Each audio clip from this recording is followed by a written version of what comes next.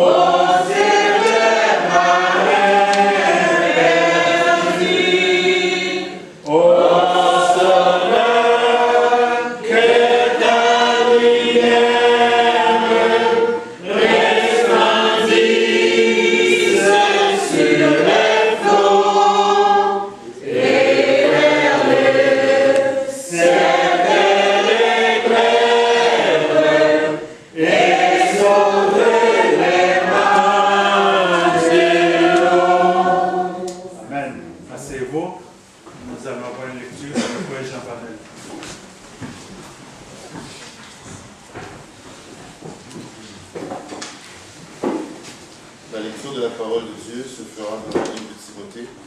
1er Timothée, chapitre 4, verset 12. 1er Timothée, chapitre 4, le verset 12 uniquement. Que personne ne méprise ta jeunesse, mais sois un modèle pour les fidèles, en parole, en conduite, en charité, en foi, en pureté. Parole de l'Éternel. Amen.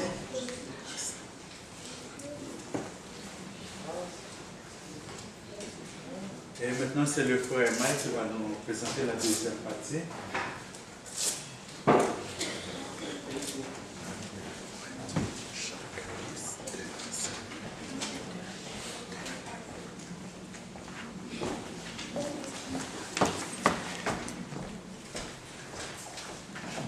Bonjour à vous tous, bonsoir plutôt, bonjour. Bonjour. Bonjour. Encore 18h, donc bonjour.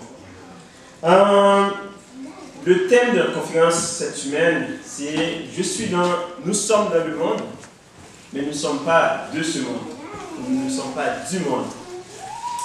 Et aujourd'hui, l'approche que je vais aborder par rapport à ce thème-là, je vais plutôt parler de l'aspect matériel, l'aspect pratique des choses, les choses que nous côtoyons, que nous vivons à tous les jours.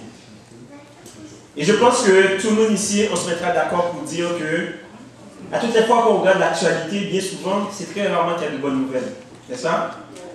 C'est des histoires de meurtre, comme l'histoire que le frère nous a parlé. C'est des jeunes qui meurent dans un accident de voiture. C'est des meurtres, des fusillades aujourd'hui même avant de partir, je regardais CNN, il y a une fusillade dans une synagogue aux États-Unis. Quelqu'un est rentré à tirer pendant que les gens adoraient. C'est toute une histoire d'horreur. Des histoires de guerre. On regarde la crise de l'opioïde. On dit que maintenant c'est une des plus grosses causes du décès, les gens qui meurent de drogue, d'addiction. On regarde maintenant les gouvernements qui légalisent la loi sur le cannabis. On regarde tant de choses et comme parents, on est là, on est bouleversés, n'est-ce pas? On regarde, on se dit souvent, moi dans mon temps, dans notre temps, c'est ça qu'on disait, hein? Moi je ne suis pas si vieux que ça, hein? Puis moi je disais à mon époque. Puis quand je vois les jeunes d'aujourd'hui, je dis à mon époque. Moi j'aurais jamais pu parler à mes parents comme ça. À mon époque, j'aurais jamais pu faire ça. Imaginez-vous les gens qui sont un peu plus vieux que moi, qui se disaient. Maintenant nous sommes confrontés à cette réalité-là maintenant. Et étant donné que le thème c'est pour la jeunesse, je vais m'adresser directement aux jeunes, directement. Et je pense que c'est un message qui est extrêmement important qu'on retienne. Je parle de ce principe fondamental. Ce n'est pas parce que tout le monde fait quelque chose que ça veut dire pour autant que c'est bien ou que c'est moral. Ce n'est pas parce que tout le monde fait quelque chose que c'est bien pour autant ou que c'est moral.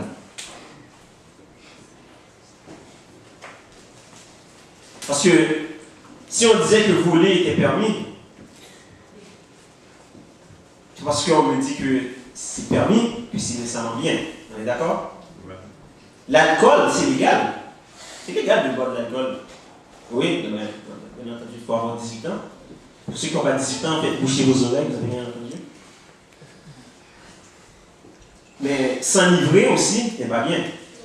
On est d'accord? Donc, l'excellent tout nuit. Donc, ce n'est pas parce que quelque chose, tout le monde fait quelque chose, que c'est nécessairement bien pour autant.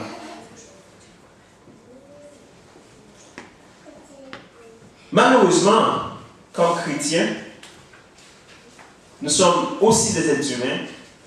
Nous vivons dans ce monde et nous vivons exactement les mêmes réalités que tous les êtres humains sur Terre vivent. On naît, on rampe, on marche, on mange, on dort, on enfante, on se marie, on vieillit et un jour on meurt. Qu'on soit chrétien ou pas, c'est exactement la même réalité auquel nous sommes confrontés. Il faut travailler, oui, il faut travailler pour gagner sa vie. On a tous des factures à payer, nous avons tous des responsabilités. Nous avons tous des rêves et des ambitions. Nous voulons tous que nos enfants deviennent quelque chose dans la vie. Et nos enfants aussi rêvent un jour de devenir des adultes aussi, où ils auront eux-mêmes aussi leur famille. Et ça m'étonne souvent, ça me fait rire souvent que j'entends des jeunes dire « Ah, moi j'ai hâte de me marier et d'avoir mes enfants. » Moi je ne suis pas comme mes parents. Puis moi je regarde dans ma tête et je dis « C'est seulement vous saviez. Profitez de votre jeunesse. » Ok? Parce que je ne crois pas que vous avez hâte de devenir adulte. Parce que la vie d'adulte n'est pas passée. Ne vous hâtez pas, profitez de votre jeunesse. Mais seulement, bien entendu. Seulement. Et ces réalités-là dont nous vivons, malheureusement, ont des incidences directes sur nos vies. Ils peuvent avoir des conséquences fâcheuses sur nos vies. Et c'est ces points-là vraiment que nous allons aborder. Un esprit saint habite dans un corps saint. Et en Romains chapitre 12, verset 1, la Bible nous exhorte d'offrir notre corps en sacrifice vivant à Dieu. Qu'est-ce que ça veut dire d'offrir notre corps en sacrifice vivant? Là, on va parler du côté matériel de la chose. Parce que 1 Corinthiens chapitre 6, verset 19 nous dit: ne savez-vous pas que votre corps est le temple du Saint-Esprit? Donc, malgré que la Bible nous dit que On est fait de poussière et on retournera à la poussière. C'est une matière qui est là parce que quand on meurt, notre corps va pourrir. On est d'accord? Va se décomposer dans la nature. On va se transformer en petit verre, puis jusqu'à ce qu'on n'y ait plus. Mais malheureusement, dans ce corps-là, c'est là que le Saint-Esprit, c'est là que Dieu prend sa demeure, l'Esprit prend sa demeure. Et pourquoi c'est important de garder ce corps saint? Ce n'est pas pour rien que Dieu nous recommande et nous rappelle que notre corps est le temple du Saint-Esprit. Donc, la question de la drogue. On va toucher à certains sujets que nos jeunes, moi-même aussi, jusqu'à tout récemment, j'étais pas mal exposé. J'ai beaucoup d'amis qui prenaient de la drogue, qui fumaient de la marijuana, peu importe. J'avais la possibilité d'en faire. J'aurais pu. Pourquoi je ne l'ai pas fait? Ça, c'est la question. Parce que, pas parce que j'étais meilleur que les autres. La ligne entre celui qui l'a fait et celui qui ne l'a fait pas, c'est une petite ligne, toute mince. La ligne est très fine. Celle qui sépare celui qui le fait et celui qui ne le fait pas.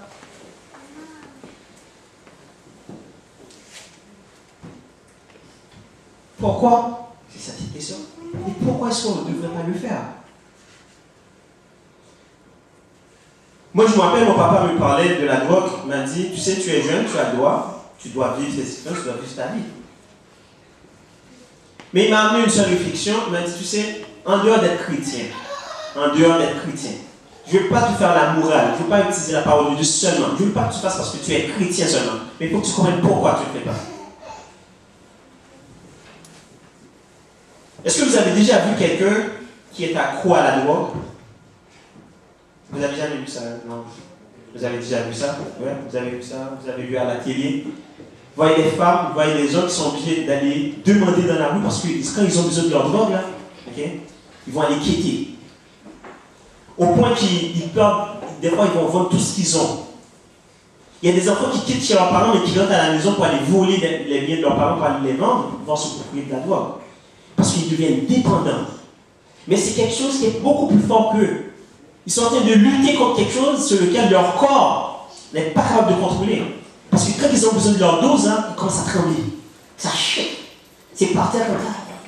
Parce qu'ils ont besoin de leur drogue, c'est vrai. C'est-tu laid? C'est très laid. Mon père m'a dit, tu sais que tous les êtres humains sur Terre, on est porteurs du gène de schizophrénie. Il dit, non, je ne savais pas. Oui, tous les êtres humains. Tous les êtres humains. Vous et moi, là, tous ici, là, on est porteurs du gène de schizophrénie. Ça prend un événement dans la vie qui peut le déclencher. Dont la drogue.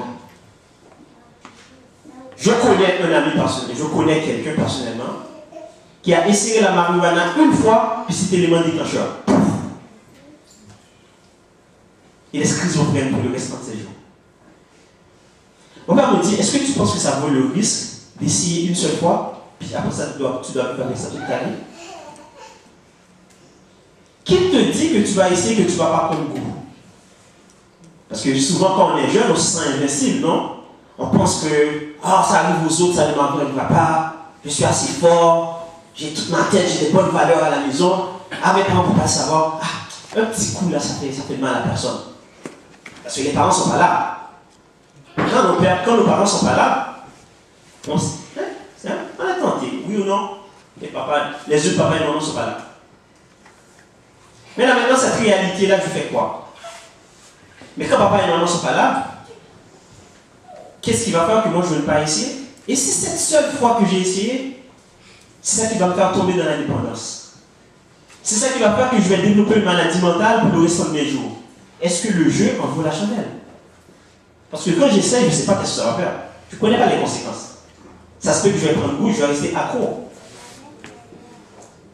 Donc, la question maintenant de la drogue, pour vous qui êtes jeunes, qui m'écoutez ici, pensez-y. Est-ce que ça vaut vraiment le risque d'essayer?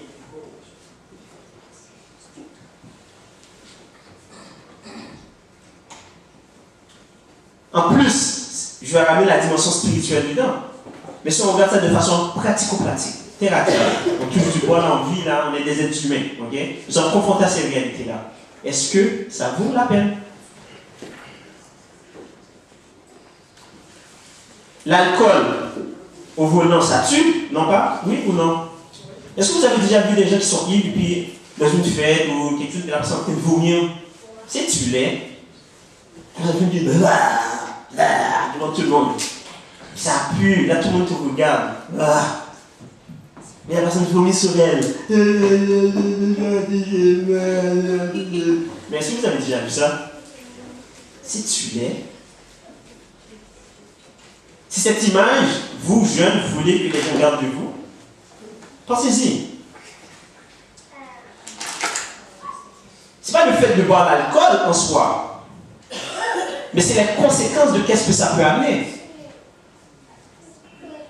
La Bible nous dit que le salaire du péché, c'est la mort. Mais le don gratuit de Dieu, c'est la vie éternelle. Oui, le salaire du péché, c'est la mort. Parce que si tu conduis, tu bois et tu conduis, tu peux mourir. Tu peux tuer quelqu'un d'autre aussi. Tu peux aller en prison à cause de ça aussi. Tu viens de prendre ta vie au complet, gâcher toute ta vie pour un verre, pour quelques verres. Est-ce que ça vaut vraiment la peine que tu mettes ta vie dans la balance parce que tu as bu?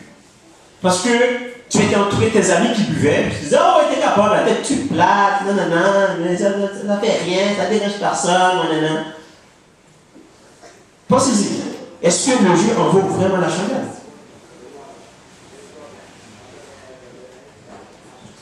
La cigarette, ce sont toutes des choses qui abîment le corps. Et c'est prouvé, quelqu'un qui fume et qui boit va vivre moins longtemps. Parce que quoi? Physiquement parlant, on développe l'alcool, ça fait qu'on devient diabétique, c'est prouvé. On peut devenir alcoolique, quand on est alcoolique pour la vie en passant, parce que ceux qui savent, on est alcoolique pour la vie. Il n'y a pas de médicament à ça. Mais la cigarette aussi, vous avez vu, est-ce que vous avez déjà vu un poumon? Vous avez déjà vu la radiographie d'un poumon? Quelqu'un qui fume, vous allez voir quelqu'un qui ne fume pas, son poumon est rose et puis l'autre est noir comme du charbon. Mais le cancer du poumon, ça ne pardonne pas. Est-ce que ça vaut vraiment la peine, juste pour m'en tirer un plaisir, et que je vais me tuer, je vais m'empoisonner justement pour qu'il y ait un plaisir, ou du moins pour faire plaisir à mes amis? Donc, pour faire plaisir à mes amis, je vais me tuer. Je vais m'auto-détruire juste pour faire plaisir à mes amis, ou juste pour avoir l'air cool. Oh, c'est chill. Relax. Relax, pas chill. Non, sincèrement, on parle très sérieusement. Est-ce que le jeu en vaut la chandelle? Je sais aussi, comme jeune aussi, comme adolescent, on grandit puis notre corps est en pleine transformation. Notre corps est en pleine transformation, on a des désirs, on ressent des choses qu'on ne ressentait pas, tout de coup, pouf, on commence à ressentir des sensations. Ok, bon, bref. Mais la Bible nous dit pas de relation sexuelle avant le mariage. Est-ce que c'est mal? Non. Parce que, qu'est-ce qui peut arriver? Un enfant qui va s'occuper d'un enfant, un adolescent qui va s'occuper d'un adolescent, là tu tombes enceinte, ou un garçon qui met une fille enceinte, puis là tout d'un coup il doit s'occuper d'un enfant. Penses-tu vraiment que ton avenir, tu ne mets pas ton avenir en jeu? C'est le cycle de la pauvreté. Est-ce que c'est de ça vraiment que tu rêves, vraiment pour ta vie? Parce que je suis certain ici, si je demande à n'importe quel jeune ici, c'est quoi tes ambitions? Il y en a qui vont me dire, moi je veux devenir comptable. Il y en a ici qui vont me dire qu'ils veulent devenir médecin. Il y en a qui vont me dire qu'ils veulent devenir ingénieur. Il y en a qui vont dire qu'ils veulent partir leur propre entreprise. Vous avez tellement de beaux rêves dans vos têtes quand je vous vois aller. Vous rêvez tellement grand. Est-ce que vous allez prendre tout ça, mettre ça dans la balance parce que vous voulez vous procurer un certain plaisir? Ou vous voulez vous laisser emporter par les désirs du monde? Par du moins par l'influence des amis? Je vous donne un exemple. Vous qui êtes jeune aujourd'hui, je parlais avec un de mes amis récemment. On a été souper ensemble pour discuter de différents sujets. Et la remarque que nous avons faite, la constatation que nous avons faite, au cégep, parce qu'on étudiait, on était 5 amis ensemble, toujours, 5 amis. Puis il y avait les autres, puis il y avait nous, les 5. Mais les 5 studieux, appliqués, qui viennent à l'école, qui forment un school, ça ne compte pas. Mais les autres jouent au domino, au cégep. Ça joue au domino. Vous savez, c'est quoi l'issue? L'issue, c'est que dans ma gang d'amis, il y en a qui sont métiers aujourd'hui. Il y en a qui sont des entrepreneurs à succès. On a tous bien réussi nos vies. Mais vous savez qu'est-ce qu'on a, le constat qu'on a fait? Tous ceux qui jouent au domino, quand je les vois, vous savez quoi? Ils ont encore le pantalon baggy. Ils marchent comme ça. Pour eux, le pantalon, parce que ça tombait. Vous voyez, quand tu marches dans la rue, ça marche comme ça. Ils font comme ça. Hein? On est d'accord? Ils ont encore 38 ans, 39 ans. Encore la même chose. Puis on est là à les regarder, on dit c'est-tu triste?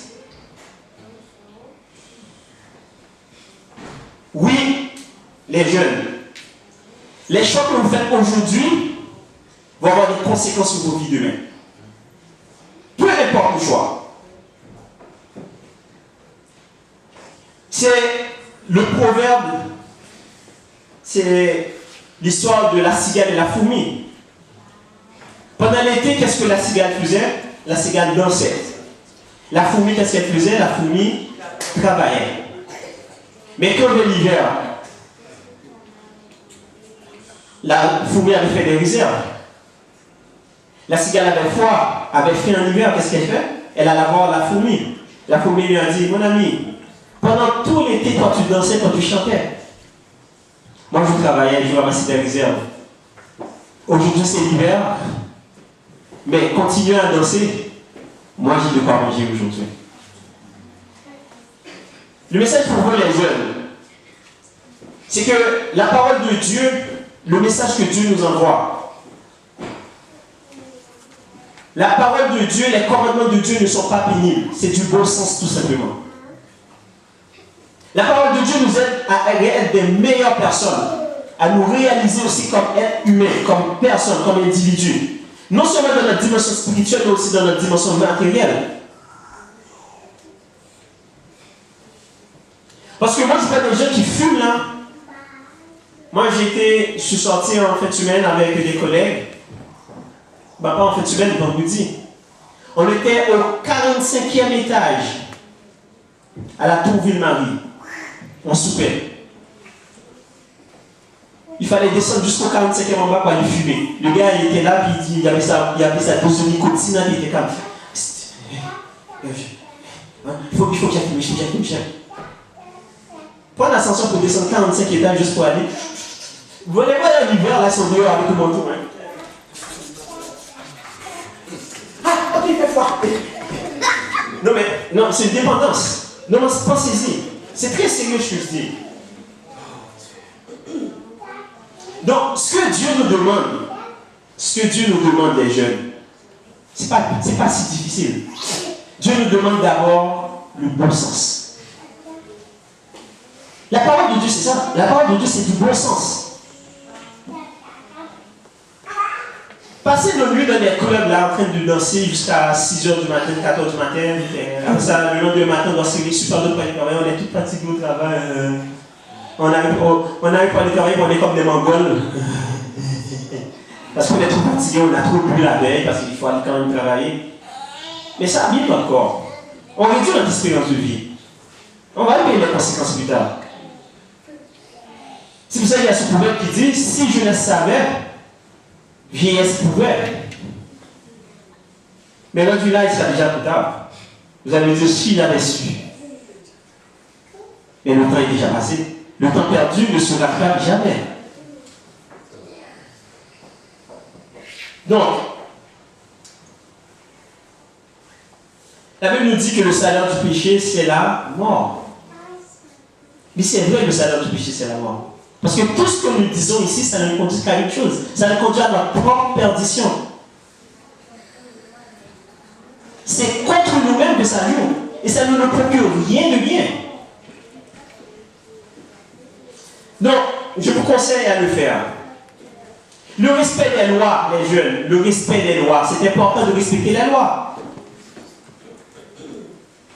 Même Dieu lui-même nous demande, Romains chapitre 13, verset 1, nous dit que toute autorité, nous devons nous soumettre à toute autorité, car toutes les autorités viennent de Dieu. Vous ne voyez pas des policiers dans la rue, puis vous faites comme vous allez, vous les traitez de cochons. C'est pas gentil de dire ça aux policiers. Dieu le sait, comme jeune, on le faisait. Oh, voilà les cochons, voilà les pires. C'est vrai. Vous allez avoir des amis qui vont le dire, mais vous n'êtes pas obligé de le dire aussi, vous. Parce que les policiers sont là d'abord pour vous protéger. Le matin, vous allez avoir un problème, c'est eux autres que vous allez appeler. Mais ils vous protègent aussi contre les voleurs, ils vous protègent aussi contre les malfrats aussi. Et je parle surtout à beaucoup de jeunes ici qui sont des minorités visibles ici. Vous êtes des noirs, hispaniques, etc. Oui, c'est vrai, le profilage ça existe. Oui, la police va vous voir parce que vous êtes noir, la police va vous arrêter. Puis, si vous n'avez rien à vous reprocher, qui passe son travail? Les autorités viennent de Dieu et vous devez respecter les autorités. That's it, that's all. Pas la fois que vous êtes chrétien ou vous n'êtes pas chrétien. C'est le bon sens. Si vous répétez le policier, il va vous passer les menottes, il va vous flanquer par terre, puis il va vous maltraiter. Mais si vous allez avoir un poignet cassé parce que vous avez résisté, mais votre poignet s'est déjà cassé. Mais si vous ne résistez pas, le policier vous demande vos papiers, vous leur donnez son papier, puis vous vous taisez. Vous n'avez rien à vous reprocher.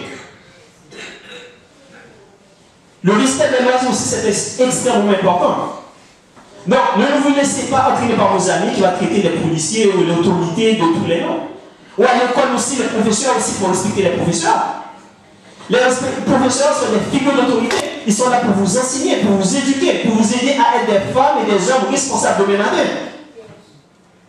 Vous n'avez pas le droit, moi qui respecte un professeur. Je m'en fous qu'est-ce que le professeur vous a dit ou vous a fait. Ce n'est pas une affaire que vous êtes chrétien seulement. Ça s'applique à n'importe qui. C'est le bon sens.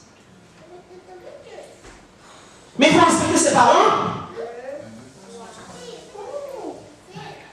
Tu ne dis pas à ta mère, va promener. Tu ne cries pas à ta mère. Tu menaces pas tes parents que tu vas appeler la police. C'est quoi cette histoire-là? Vos parents se défoncent à tous les jours, ils vont aller travailler, comme des animaux parfois. Ils savent le matin aller faire le job, peut-être qu'ils n'aiment pas, qu'ils haïssent, qu'ils détestent. Ils se vont travailler malgré eux pour subvenir à vos besoins, pour vous épauler, pour vous aider. Puis vous faites quoi? Vous leur montrez, vous êtes irrespectueux à leur égard.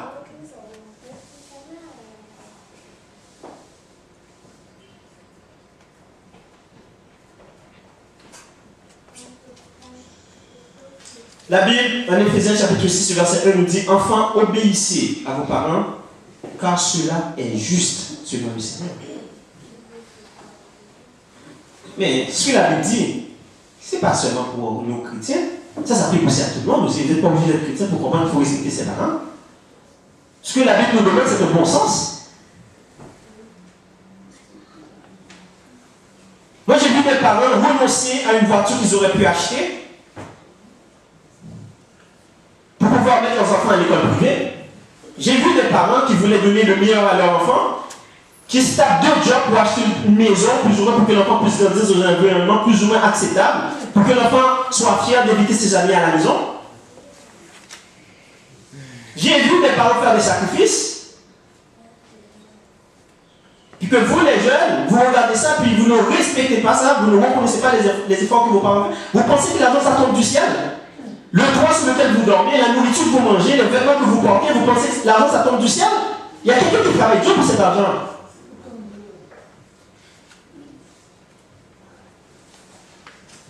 Si les parents avaient le choix de rester à la maison, là, de prendre un petit pina colada, ou s'asseoir devant la télé, puis prendre ce petit pina colada, là, puis se relaxer, puis dire, ah.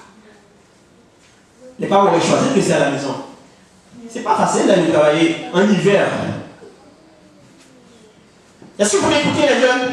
Vous êtes là? Oui. Présent. Oui. Ce que je dis, c'est vraiment important.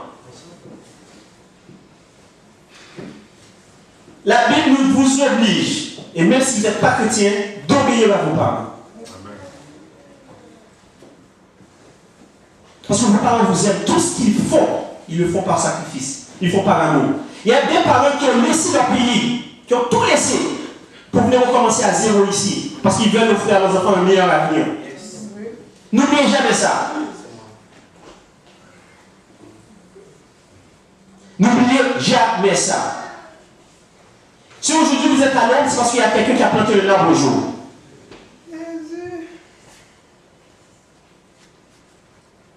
Si vous êtes à l'aide un jour, aujourd'hui, c'est parce qu'il y a quelqu'un qui a planté un arbre. Mais cet arbre, ce n'est pas vous qui l'avez planté. Vous l'avez trouvé là.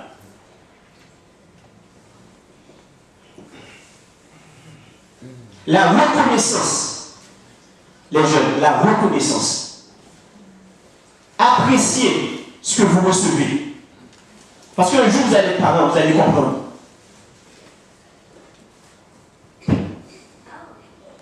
Si ça ne serait pas mes enfants, j'aurais voyagé 4-7 fois par année. Maintenant, j'ai des enfants, je dois penser à eux. Je dois me sacrifier. Et souvent, je vois des parents, des fois, qui n'ont pas de belles paires de chaussures. Mais leurs enfants, on les marque, on les Timberland, on les pendant ce temps, le parent, lui, il s'en va magasiner au Walmart pour lui-même. Vous pensez que vos parents sont imbéciles? Ou bien pensez-vous que les parents le font parce qu'ils vous aiment, parce qu'ils veulent vous offrir ce qu'ils n'ont pas reçu, ils veulent vous offrir mieux que ce qu'ils ont reçu. Donc quand la Bible vous dit, obéissez à vos parents, obéissez à vos parents. Parce que c'est ça que la Bible dit, cela est juste et agréable selon le Seigneur. Et Dieu prend plaisir quand vous respectez vos parents. Ça commence par là.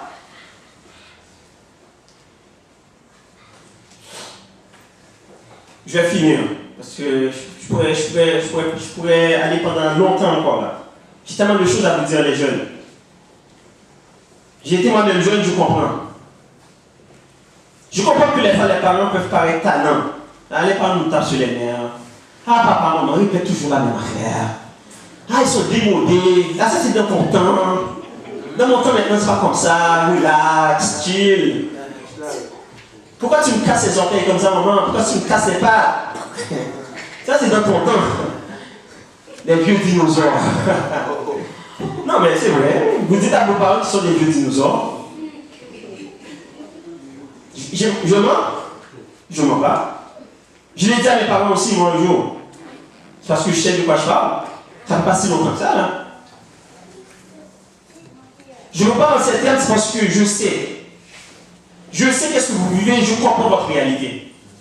Je sais que vous voulez vous définir comme personne. Je sais que vous voulez prendre votre place au soleil. Je sais que vous voulez être un petit chéri du papa et du maman. Puis c'est normal, vous avez votre propre personnalité. Vous n'êtes pas papa, vous n'êtes pas maman. Puis ça, c'est normal. Vous allez trouver votre place sous ce soleil. Vous allez prendre votre place dans la société. Et c'est normal. Mais faites-le dans le respect. Faites-le en appréciant ce que les autres avant vous ont fait. Parce que vous êtes vraiment gâtés. Hein? Moi, je vois des jeunes avec le cellulaire, Internet à la maison, jeux vidéo. My God, moi, je vois les enfants maintenant, c'est comme des rois. À 15 ans, mon Dieu, des enfants qui des enfants de 15 ans, 14 ans, 11 jours, moi, je suis là, je me dis, my God. Vous êtes choyés, vous êtes gâtés. Oh là là. Mais si vous ne vous appréciez pas, vous ne savez pas que vous êtes gâtés là, mais prenez le temps de regarder autour de vous. Regardez autour de vous. Allez dans les pays pauvres. Vous ne voulez pas aller à l'école? Vous trouvez que l'école est plate? Est-ce que vous savez qu'il y a des jeunes dans les pays qui doivent marcher des kilomètres à pied, sous un soleil flambant, parce qu'ils savent que le seul avenir c'est l'éducation? Qui vont marcher des kilomètres à pied pour aller à l'école. Il y en a qui veulent aller à l'école, mais les parents n'ont pas les moyens de payer l'école pour eux. Puis vous êtes là, vous êtes dans un pays qui vous offre une éducation quasiment gratuite, puis vous ne voulez pas aller à l'école? C'est quoi votre problème?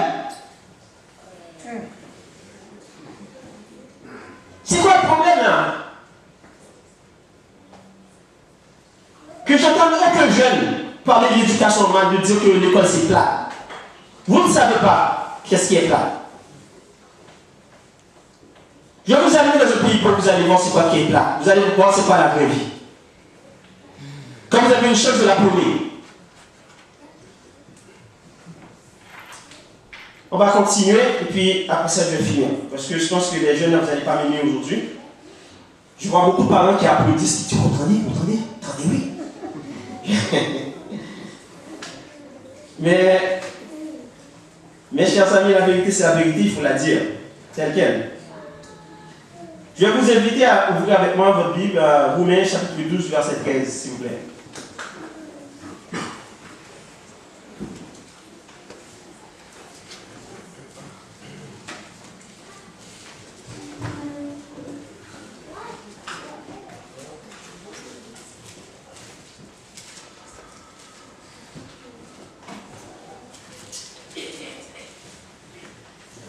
On va commencer au verset 13. La Bible nous dit, on va commencer à partir du verset 14. Bénissez tous ceux qui vous persécutent, bénissez et ne maudissez pas. Réjouissez-vous avec ceux qui réjouissent et ayez les mêmes sentiments les uns envers les autres. N'aspirez pas à ce qui est élevé, mais laissez-vous attirer par ce qui est humble. Ne soyez point sages à vos propres yeux. Ne rendez à personne le mal pour le mal. Recherchez ce qui est bien devant tous les hommes. S'il est possible, autant que cela dépend de vous, soyez en paix avec tous les hommes. Ne vous vengez point vous-même, mais laissez agir la colère, car il est écrit, à moi la vengeance, à moi la rétribution, dit le Seigneur. Si ton ennemi a faim, donne-lui à manger. S'il a soif, donne-lui à boire. Car en agissant ainsi, ce sont des charbons ardents que tu amasseras sur sa tête. Ne te laisse pas convaincre par le mal, mais surmonte le mal par le bien. Tout ce que j'ai dit ici, c'est du bon sens. Donc, les commandements de Dieu ne sont pas pénibles. Être chrétien, respecter la parole de Dieu, ce n'est pas quelque chose de pénible. C'est tout simplement le bon sens. Donc, s'il y a des gens qui n'ont jamais expérimenté Dieu, s'il y a des gens là qui disent que, si on est devenu chrétien là, on est chrétien, on n'est pas des extraterrestres. On ne vit pas sur notre planète, les chrétiens. On vit dans ce monde. Mais c'est juste que la parole de Dieu nous aide à être de meilleures personnes, tout simplement, à mieux nous comporter en société, à être des personnes responsables envers nous-mêmes et envers les autres. C'est ça que la parole de Dieu nous amène. Parce que nous savons que chaque fois que nous déplaisons à la parole de Dieu, Dieu ne peut pas plaisir dans notre acte. Moi, la différence qui a fait que je n'ai pas touché à la drogue, quand mes parents n'étaient pas là, parce que je savais qu'il y avait Dieu dans le ciel qui me regardait. Je savais que mes parents ne sauraient pas, mais je savais que Dieu voyait. C'était la différence. C'est ce qui a fait la différence entre moi et mes amis, et ceux qui ont fumé, et ceux qui ont pris de la drogue. Quand mes parents n'étaient pas là, je savais que Dieu me voyait. Ça m'a permis de rester dans la bonne voie, tout simplement. Mais Dieu est bon. Donc, si vous êtes jeune là, vous n'aimez pas l'église, vous boudez l'église, mais dites-vous là, que le meilleur chemin pour rester dans la bonne voie, dans la bonne ligne, c'est dans la présence de Dieu. Il n'y a pas d'autre secret. Parce que les influences, la tentation, vous allez tous être exposés à la tentation. Jésus lui-même a été tenté par le diable. Qui êtes-vous pour penser que vous n'allez pas être tenté? Oui, vous allez être tenté par la drogue, l'alcool, le sexe, par plein de choses. La vitesse. Vous allez être tenté de faire de la vitesse, mais la vitesse, ça tue. Mais si vous savez que Dieu est là, Dieu vous regarde, même quand vos parents n'êtes pas là, vous allez vous comporter comme des gens dignes de ce nom. Le psalmiste David me dit que je garde ta parole dans mon cœur afin de ne pas pécher contre toi. Et c'est ce que je souhaite pour vous les jeunes. C'est de toujours garder la parole de Dieu dans votre cœur. afin de ne pas pécher contre Dieu. Parce que le salaire du péché nous amène à une chose, nous amène à la mort. Et si vous ne voulez pas arriver à la mort, c'est de garder sa parole dans votre cœur, de la graver, de la tatouer sur votre cœur. Comme ça va vous éviter un tas de problèmes. Josué nous dit, garde ce livre de loi près de ta bouche. Ne t'en détourne jamais, médite-le jour et nuit. Et c'est alors que tu connaîtras du succès dans tes entreprises. Et c'est alors que tu réussiras dans tout ce que tu entreprendras. Oui. Le fait de rester sur le droit chemin font de vous des citoyens responsables. Font de vous des citoyens engagés. Font de vous des citoyens qui vont dénoncer le mal. Qui vont prendre position contre le mal. Ce n'est pas cool quand vous voyez des amis taper sur notre ami. Il faut prendre position, il faut dire que c'est pas correct, qu'est-ce qui se fait. Vous n'avez pas le droit d'être des bullies à l'école. Vous n'avez pas le droit d'être des intimidateurs à l'école. Vous n'avez pas le droit de le faire. Intimider les amis. Et si vous voyez d'autres amis qui intimident d'autres, prenez position. Intimider les autres, c'est mal.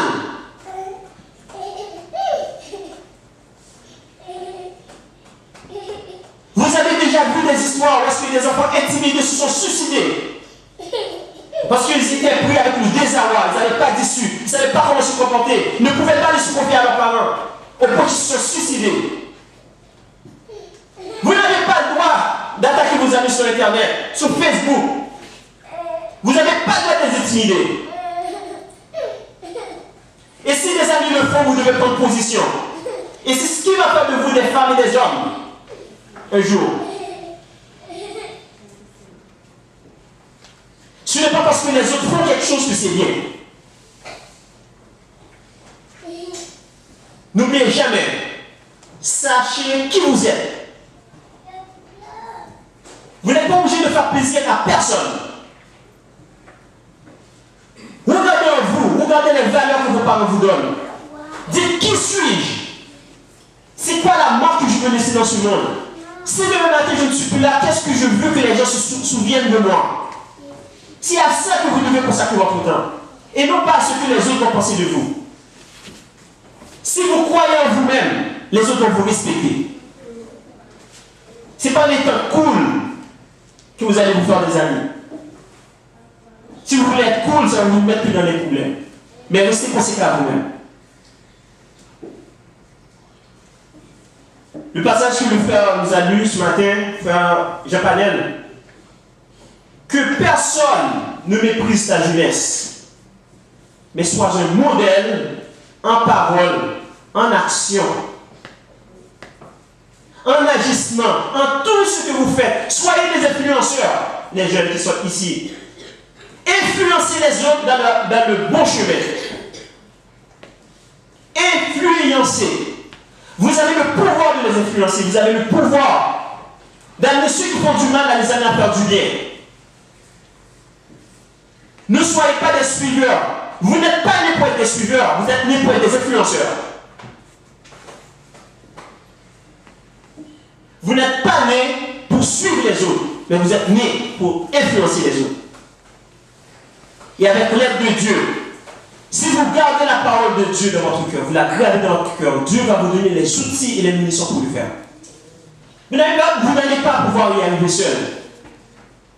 Vos parents seuls ne seront pas assez outillés pour vous aider à y arriver. Mais avec l'aide de Dieu, vous ferez des exploits. Amen. Je vous laisse là-dessus.